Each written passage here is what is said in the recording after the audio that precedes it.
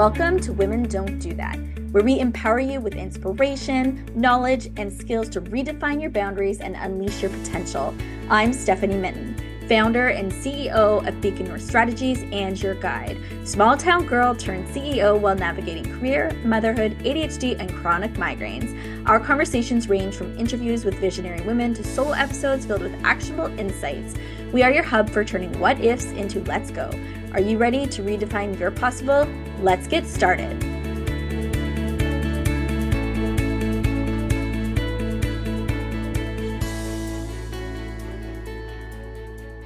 Today, we're going to be talking about how to maximize your networking at events and conferences. I got this idea because I was recently at a conference and just catching myself doing all of these things. I'm an extrovert, I'm a strong networker. Connecting with people myself and connecting other people together is probably what I would describe as one of my superpowers. My friends and I actually had a conversation about this once. What were people's different professional superpowers? And they agreed that that was mine. And so I thought I would share with you what I learned. I am also a lobbyist, so I love talking, and connecting people is important to my business. I run a consultancy for public affairs called Beacon North Strategies. It's actually a sponsor of this podcast, and we teach workshops on networking. So if you are interested in this kind of session, you can go to the Beacon North Strategies website, to the Contact Us page, and sign up for our newsletter. You'll get a little bit of mix of politics and a little bit of networking and skills like this. And we'll put the link in the show notes to the Beacon North website. I also want to say, as we get talking about networking events, and as I mentioned, I'm a lobbyist, I always like to clarify I live in Canada, where lobbying looks very different than it does in a lot of other countries. It is a regulated, legitimate business, and we are not allowed to have any corporate donations federally, if you can imagine. So that might be very different from where you live. And even personal contributions are less than $2,000 per person. You are not buying any votes with that type of money. And you also are not allowed in Canada as a lobbyist to take parliamentarians, senators out to fancy meals or sporting events. It's against the rules here. So don't come at me about being a lobbyist. It's a fun job, good at it, and I love it. So let's dive into what I have to share with you from my own experience around networking. So the first step that you're going to have to make yourself comfortable with is stepping outside of your comfort zone. You will have to embrace this discomfort for networking opportunities.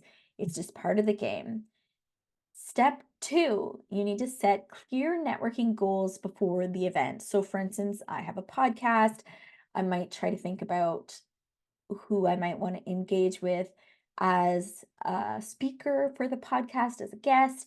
I may be thinking about my business, Beacon North Strategies, and who maybe would be interested in supporting my next gen event that I'm hosting for professional development in public affairs. Who would be a good speaker for that? So think through what you're looking for, what you hope to get out of the event. Maybe you are new to doing this kind of thing, or you're really introverted, so you set goals like I'm going to meet 3 new people, or I want to get 3 new business cards. And those are ways to get the juices flowing in terms of getting ready and preparing yourself and being strategic about this opportunity. Step 3 is that you are going to have to be proactive in meeting new contacts. So this means you are going to attend the meals, the receptions, any networking events. You're going to stick around at the breaks. You are going to actively seek out new connections on purpose.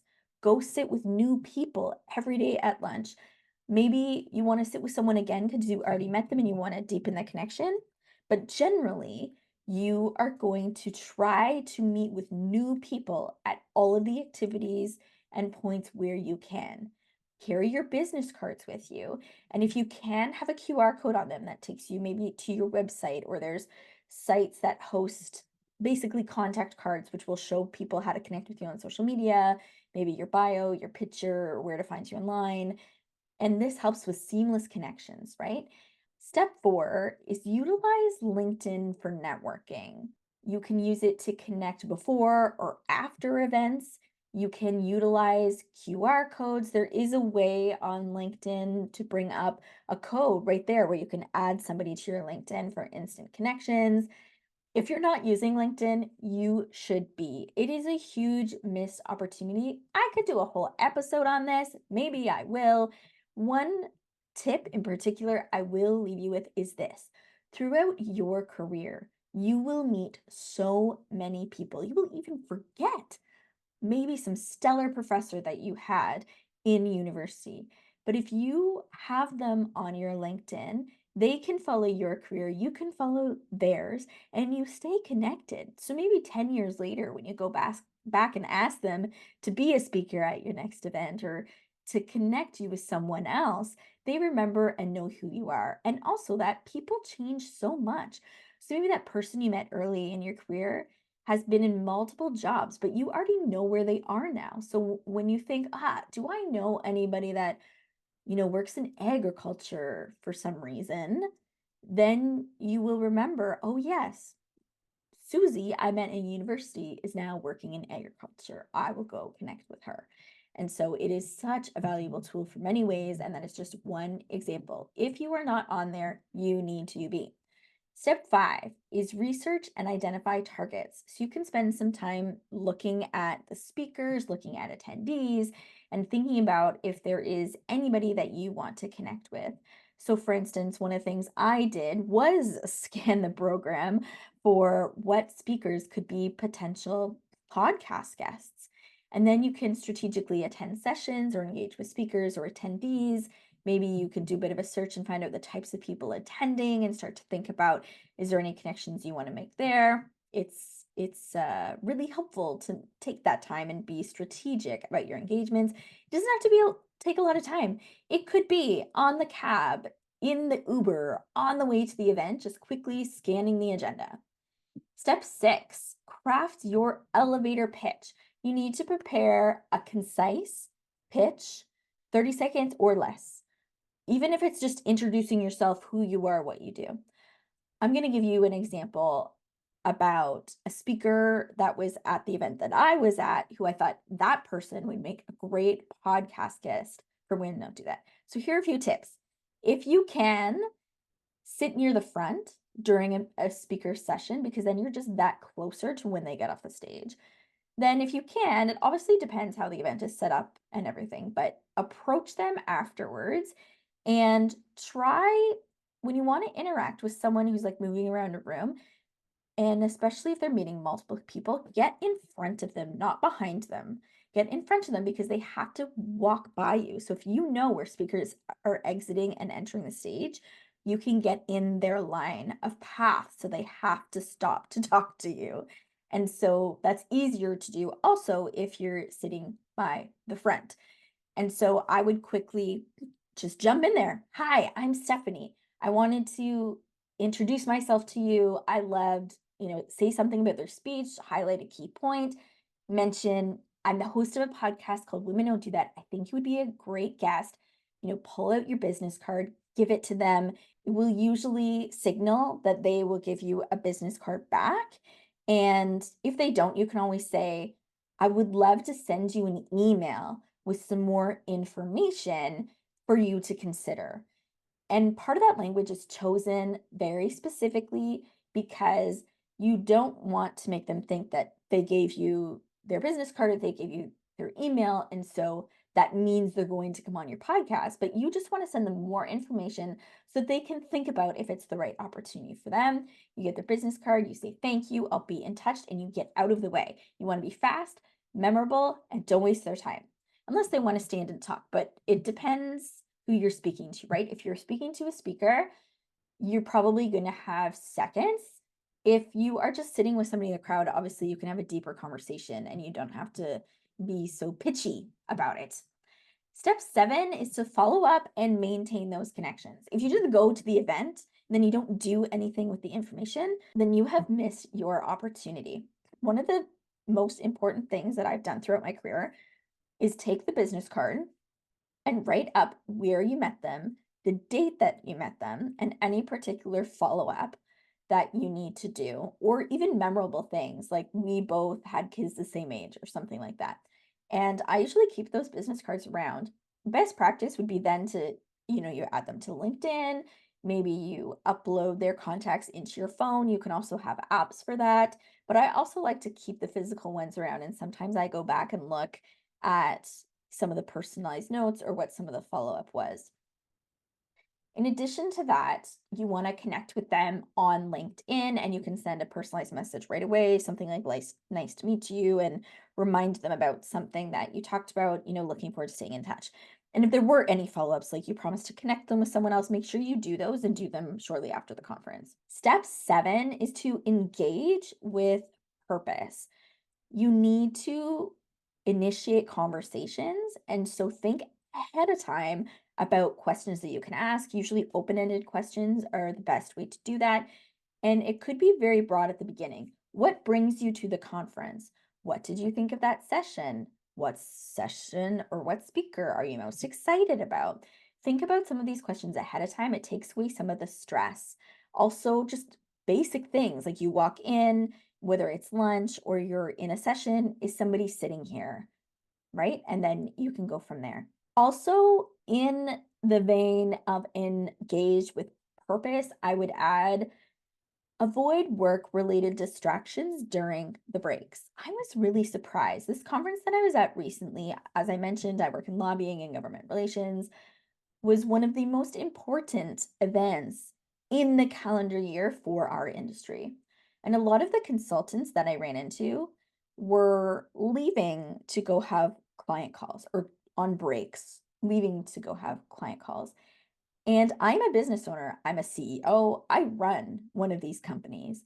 And what I did instead was to tell my clients ahead of time because this being at this event, listening, learning, networking is part of my work for them. So I told them I'm not having my normal meetings this week because I am going to this conference that is going to benefit you. And this is how I'm going to take notes, I'm going to network, I'm going to gain intelligence, and then I'm going to send them to you and we'll do some next steps together. So let's meet next week. And that way, I was able to clear my calendar to be present, which meant that I was able to spend more time at the lunches, at the breaks, at the extra networking events, or even just at sessions, listening, learning, and networking with other people and building relationships. So try not to get distracted. Be at the conference. That's the point. If you're just there and you catch the odd session, you're not going to enjoy it. You're not going to be into it. And you're certainly not going to build as many connections as you can. So I know it's a challenge, but if I can do it, then I think you can do it too. Offer value by being generous with your expertise, resources, or connections. Maybe you really need that person to do something for you, and you can think of something in that same conversation that you can do for them, and it can be reciprocal, and that can be really helpful and help develop that relationship. As we close off, I want to remind you that effective networking requires proactive engagement, genuine connection building, and a willingness to step out of your comfort zone. Stand out by being memorable and practice active listening. People often remember me in networking situations, and I have something that's a challenge, but also a very added benefit for me, which is that I am very short. I am only 4'10", almost 4'11". And so that really helps with me being memorable. But sometimes people will always wear like a cool pocket square. They just do different things that help them stand out or that are their signature or that are memorable. I remember, I'll give you a quick example and story. When I was a youth in university, I wanted to be involved with this organization, and they ran a program called Junior Team Canada, where you would get to represent Canadian companies and go abroad and be part of international trade missions as youth on behalf of Canada. And I thought that was just the coolest opportunity. I wanted to be part of it. So at the end of the event, I went up to the organizer and made sure to connect with them and say thank you and, share a few words. I think we talked about something maybe about their wife that I was able to follow up with later. And me following up and taking that step made me stand out. And in the end, I did get to go on missions with them globally and be a representative at Canada for the Youth APEC Summit in South Korea when I was in university. And so these types of actions do have benefits and they're uncomfortable, but you got to step out of your comfort zone and you have to do it. Also, to take advantage of any informal networking opportunities like after parties or social events. One of my girlfriends, I was so proud of her. She recently went to a conference and she said she signed for everything because that's why you're there. You're there to network. It can be exhausting, but if you're going there and that's the goal, partially, you only have to be there for a few days to do it, and it's worth it. Finally, by integrating these strategies, you'll maximize your networking potential and unlock valuable opportunities for professional growth. I hope that these help you. They might be helpful at family functions, but also in work settings. So I hope you can take some of these and use them in your life to help you network at your next events and conferences. Have a great week. Thanks for joining us on Women Don't Do That. Don't forget to subscribe and leave a rating or review. Connect with us on Instagram at Women Don't Do That and visit our website www.womendon'tdothat.com for more details. Join our Patreon to support our work. Find all of the links in the show notes. Remember, you have the power to transform your what ifs into let's go. Together, let's redefine your possible. Until next time.